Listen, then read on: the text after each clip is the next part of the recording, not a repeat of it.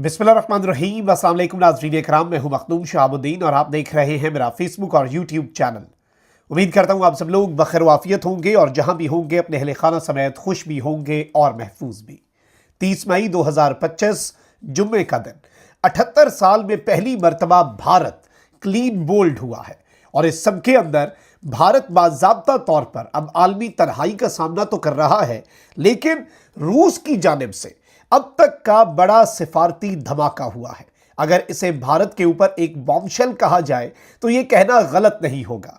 भारतीय मीडिया इसे भारत के लिए एक बहुत बड़े सरप्राइज और एक बहुत बड़े शौक के तौर पर लाकर पेश कर रहा है, क्योंकि रूस ने पाकिस्तान के लिए बड़ा ऐलान कर दिया है और इस सब के अंदर नरेंद्र मोदी की बीजेपी सरकार इस वक्त भारत को आलमी सतह पर एक ऐसे मकाम पर लाकर खड़ा कर चुकी है जिसमें भारत के साथ कोई भी मुल्क नहीं खड़ा।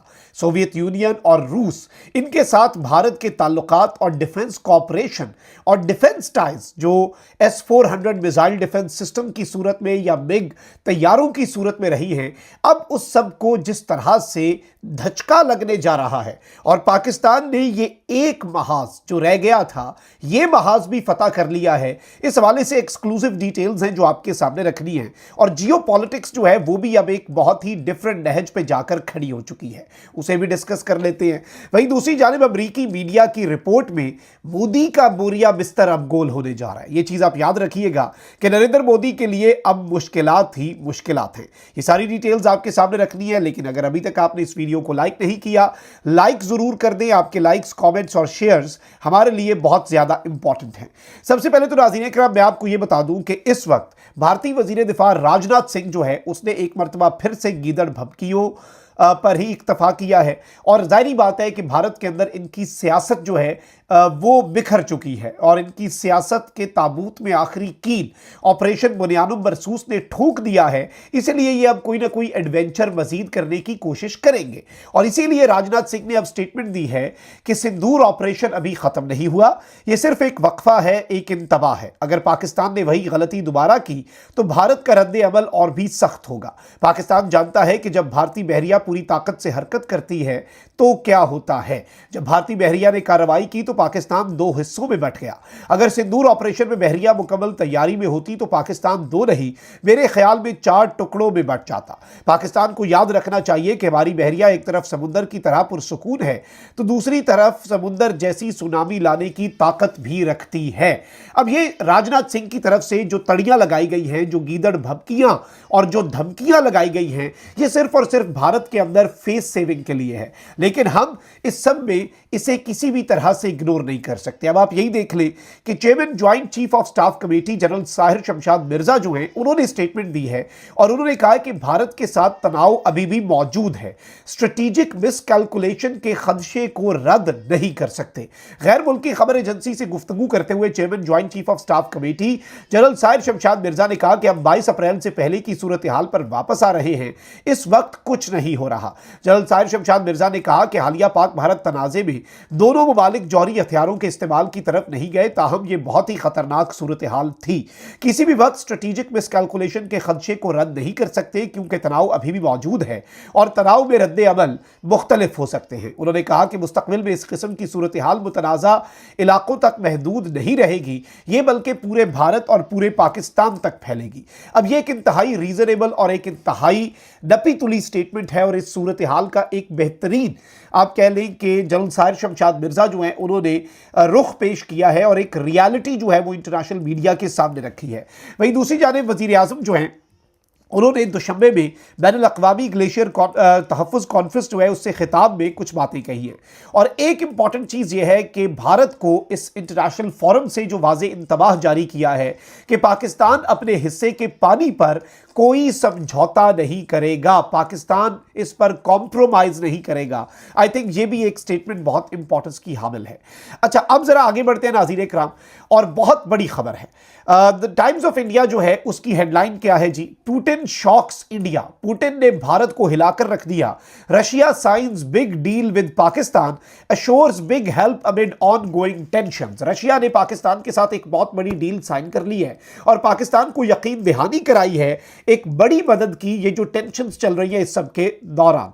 अब एक चीज समझिएगा कि रूस के साथ भारत की जो डिफेंस टाइज हैं और रूस के साथ भारत की जो डिफेंस कॉपरेशन है वो तारीख में मिसाली रही है। पाकिस्तान के मामलात उस तरह से रूस के साथ जंग नहीं तो कोई बहुत अच्छे भी नहीं रहे, कोई बहुत मिसाली भी नहीं रहे। पाकिस्तान चाइना की तरफ इंक्लाइंड रहा, लेकिन रशिया जो है उसके हवाले से पाकिस्तान जो है वो बहुत ज्यादा आगे नहीं बढ़ पाया। अब पाकिस्तान जो है उसने चूंकि ये फैसला कर लिया है कि हमने अपने मुल्क के मफाद को मुकद्दम रखना है, और अब इस सब के अंदर मैं आपको ये बताऊं कि टाइम्स ऑफ इंडिया कह रहा है कि $2.6 अरब का मेगा पैक्ट जो शहबाज शरीफ के साथ व्लादिमीर पुतिन ने किया है, it sparks fury in Delhi over Putin's growing tilt to Islamabad. नई दिल्ली के अंदर एक तूफान है कि इस वक्त नरेंद्र मोदी की भारत की हुकूमत को छोड़कर व्लादिमीर पुतिन क्यों टिल्ट कर रहा है पाकिस्तान की तरफ। एक्सपर्ट्स वॉर्न, यानी एक्सपर्ट्स जो हैं इस सारी सूरत हाल की, उन्होंने वार्निंग जारी कर दी है कि इकोनॉमिक टाइज, ये जो मुआशी इस वक्त प्रोग्राम्स हैं, they could open up door to deeper military and tech collaboration. ये एक बहुत इंपॉर्टेंट बात है जो टाइम्स ऑफ इंडिया लिख रहा है कि इकोनॉमिक टाइज से ये बात आगे जाके मिलिट्री टाइज और टेक्नोलॉजी की कोलैबोरेशन में भी जा सकती है। और पुतिन जो है वो अब साउथ ब्लॉक के अंदर बाज़ाब्ता तौर पर भारत के जो राइवल्स हैं उनकी तरफ भी टिल्ट कर रहा है। ये भारतीय मीडिया ने इस वक्त आहू बका शुरू कर दी है। कोई एक मुल्क बताओ तो सही जो मुकम्मल तौर पर तुम्हारे साथ खड़ा हो, नहीं खड़ा, क्योंकि भारत की पूरी पॉलिसी बैकफायर की है। अब मैं आपको ये बता दूं कि खबर क्या है। भारतीय मीडिया का तो रोना हमने सुन लिया। रूस और पाकिस्तान के दरमियान स्ट्रेटेजिक शराकतदारी में बड़ी पेशरफ जारी है, जो कि भारत की सिफारती सतह पर बड़ी नाकामी है। पाकिस्तान की मजबूत मुआशी साख से मुतासिर रूस ने पाकिस्तान में बड़ी सरमायाकारी का मुआहदा किया है, और इस बदलती हुई सूरत हाल के नतीजे में खित्ते में भारत का असर रसूख अब शदीद तरीन खतरे में पड़ चुका है। दिहाइयों से भारत के स्ट्रेटेजिक इत्तेहादी रूस का पाकिस्तान में सरमायाकारी का मुआहदा भारत की सिफारती नाकामी का मुंह बोलता सबूत है। अरब न्यूज के मुताबिक पाकिस्तान और रूस के माबैन $1 अरब की दो तरफा तिजारत होगी। इसी तरह पाकिस्तान का रूस से सस्ते तेल की दरामद का सिलसिला भी कामयाबी से जारी है। द डिप्लोमैट की रिपोर्ट में बताया गया है कि वस्ती एशिया से रवाबित में पाकिस्तान के अहम किरदार का रूस मोतरफ है, और इसके पेश नजर पाकिस्तान और रूस के माबैन बार्टर ट्रेड का नया निजाम भी जेर गौर है। रूस से रियायती निर्खों पर तेल और गैस की दरामद पाकिस्तान के लिए अहम पेशरफ्त करार दी जा रही है।